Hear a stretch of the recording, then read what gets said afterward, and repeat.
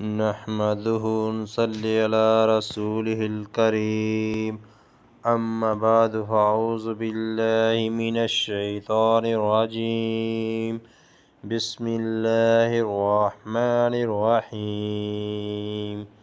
اسلامی ورلڈ کی جانب سے السلام علیکم۔ سب بہن بھائی دوست خیریت سے ہوں گے امید کرتا ہوں۔ آج ہے ہمارا موضوع اعتکاف کے ادب و احکام۔ اعتکاف بڑی عبادت اور عظیم نعمت ہے، لہذا متکفین کے لیے درجہ ذیل ادب و احکام کا لحاظ رکھنا ضروری ہے۔ ہر مسجد میں اعتکاف کرنا اہل محلے کے ذمہ ہے اور سنت موقوتہ اعلی کفایہ ہے۔ اگر تمام محلے والوں میں سے کوئی بھی سنت کو ادا نہ کرے تو سب اس سنت کو چھوڑنے والے گناہ گار ہوں گے۔ سنت اعتکاف کا وقت رمضان المبارک کی 20ویں تاریخ کو سورج غروب ہوتے ہی شروع ہو جاتا ہے، اس لیے متکفین کو 20ویں روزے کا سورج غروب ہونے سے پہلے نیت کر کے اعتکاف کی جگہ میں داخل ہونا ضروری ہے۔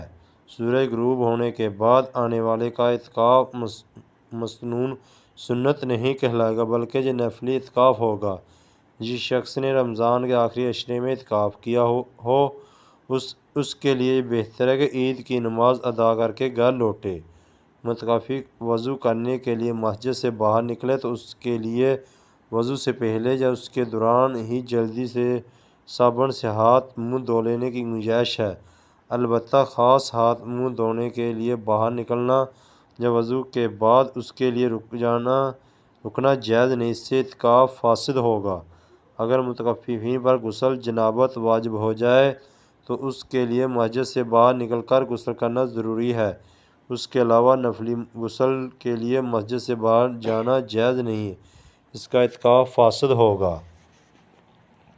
کسی طبی شرعی عذر کے بغیر مسجد سے باہر نکلنے سے اعتکاف فاسد ہوگا۔ روزہ رکھنے یا توڑ دینے سے اس طرح مباشرت کرنے سے بھی اعتکاف فاسد ہوگا۔ عورت اعتکاف میں ہو تو حیض و نفاس کے جاری ہونے سے اعتکاف فاسد ہوگا۔ دوران اعتکاف دنیاوی باتوں اور موبائل کے استعمال سے اپنے آپ کو بچائیں تاکہ عبادت کا خوب اہتمام ہو اور لیلۃ القدر کو کما سکیں۔ اور دوران اعتکاف تلاوت قرآن کریم، استغفار، کلمہ طیب، درود شریف، نوافل اور دیگر دعاؤں کا اہتمام ہونا چاہیے۔ اس کے ساتھ ساتھ حدیث کا مطالعہ، دینی علوم کی تعلیمی مشغولیات کا بھی مطالعہ کرنا چاہیے۔